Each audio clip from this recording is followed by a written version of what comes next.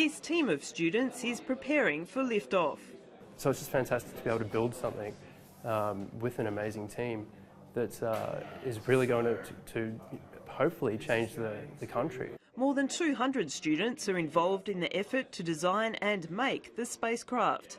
We want to launch lots of these small satellites for a really cheap price. Satellites are essential for everything from GPS to television to defence.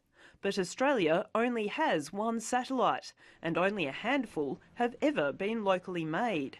Melbourne lawyer Richard Tonkin was part of a team of students that built the first Australian satellite, Australis Oscar 5, back in 1966. He's pleased to see today's students building on his work.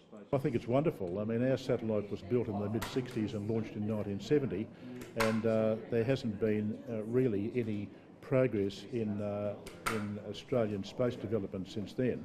The new satellite is being built from scratch, and it will feature a world-first antenna that will inflate in space.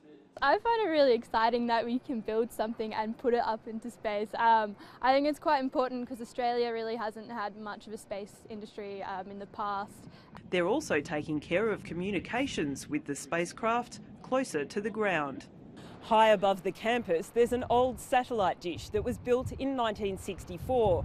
It hasn't been used for years, but the students have installed new equipment and hope to use it for communications once their satellite is in space. It's hoped the satellite will launch in 2018. Liz Hobday, ABC News, Melbourne.